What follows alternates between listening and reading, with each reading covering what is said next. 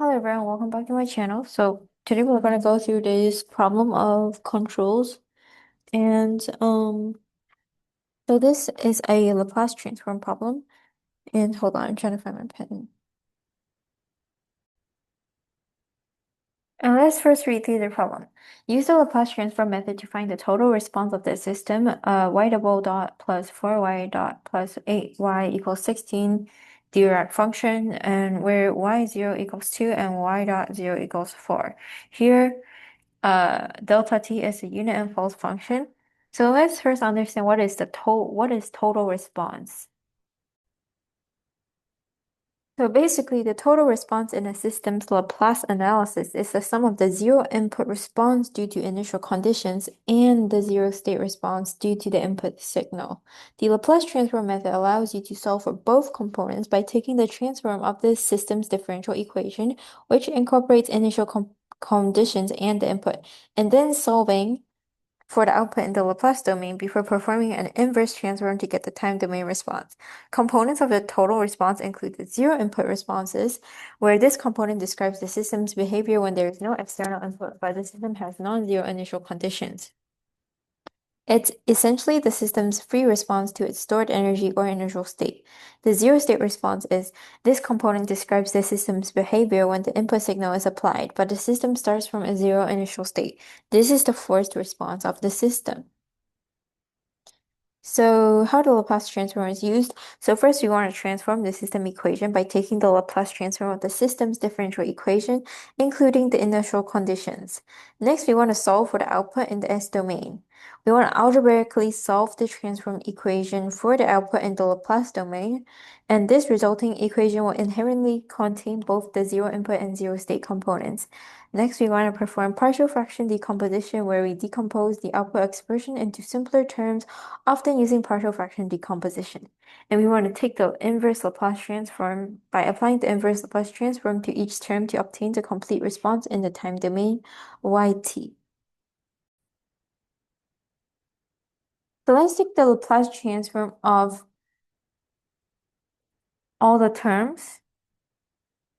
So basically, Laplace transform of y double prime, which is equal to y double dot, plus the Laplace transform of 4y prime, plus the Laplace transform of 8y is equal to the Laplace of 16 delta function.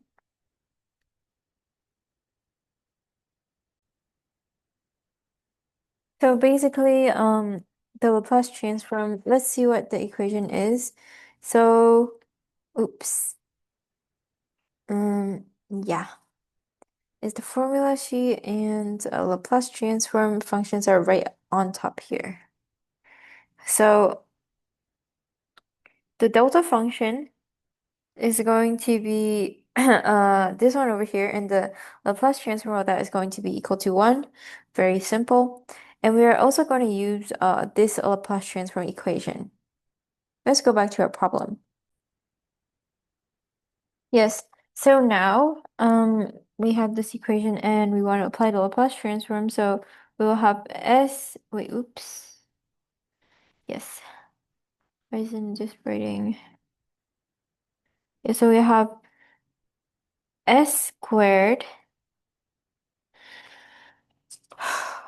um times whoa, what is going on?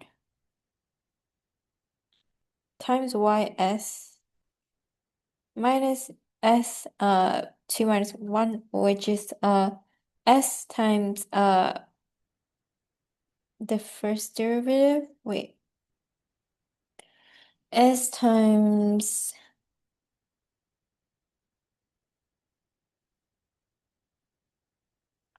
yes. So like the first derivative of ft, so it'll be y prime 0 here. And then we have minus uh s to the power of 0, which is 1, so minus y double prime 0. Wait, actually, no, sorry. It's not double prime, it's actually just simply y0.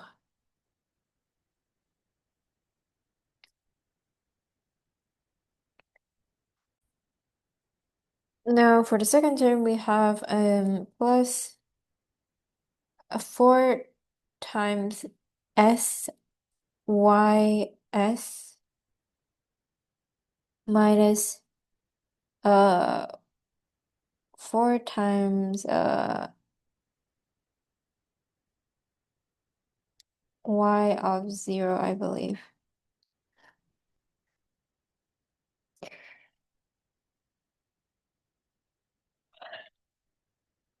Yes, and then plus 8ys equals 16 because the Laplace of the delta t is equal to 1. So now we plug in our known variables. So we know that y prime 0 is equal to 4. We know that y0 is equal to 2, which applies here similarly. So actually the Laplace transform equation for y double prime t is actually with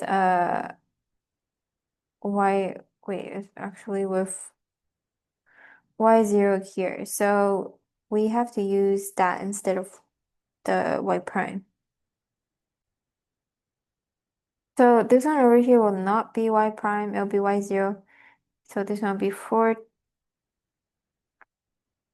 or wait. Yes, this one is going to be y prime. So this one is going to be 4 and this one is going to be 2. So we have s squared y s plus 8y s plus 4s y s minus 2 minus 4 minus 2. So minus 4 minus 4, which is minus 8. This is equal to 16. Now we can factor out ys. And inside we have s squared plus 4s plus 8. And adding 8 on both sides, we have 24.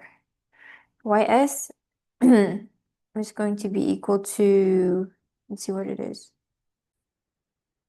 Wait, sorry, actually it's not that simple. Because we forgot that we actually have negative 2s over here. So it's negative 2s over here, and then we add 6 to both sides. So because of these 4 and 2.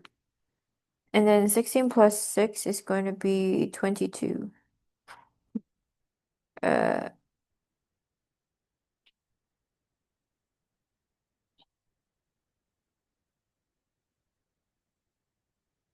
so actually we can add s 2s on both sides to get 22 plus 2s.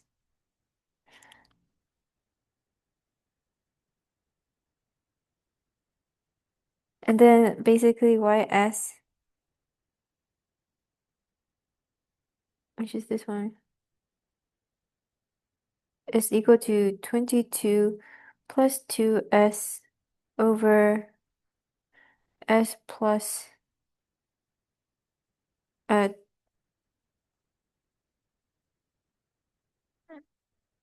s plus is equal to s plus 2 squared plus 4.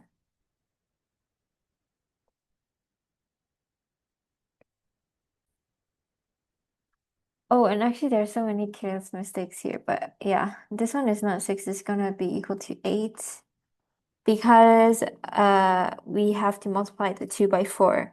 So it'll be negative 4 times 2, which is negative 8, and then minus 4, which is negative 12. So we have plus 12 over here. So we actually have 28.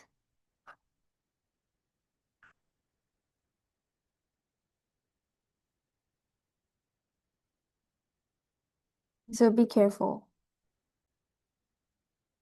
So for time's sake, I'm just going to show you guys the rest of the solution here. So we got it in terms of ys equals to this form, and we basically want to apply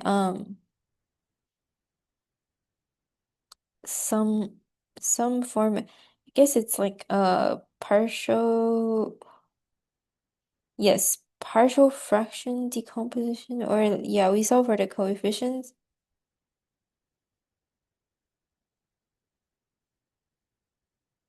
and then apply the inverse Laplace transform to get our final total response. So the total response is just carrying out the Laplace transform normally. And the forced response, I believe, will be like if we set these initial conditions all to 0. So let's say that these were all set to 0. So it will essentially just be all the terms without applying these conditions. And then the total response of the system is when we apply the Laplace as we know and love. So that's the end of this presentation. I hope that it helped you guys, and see you guys next time. Thank you. Bye.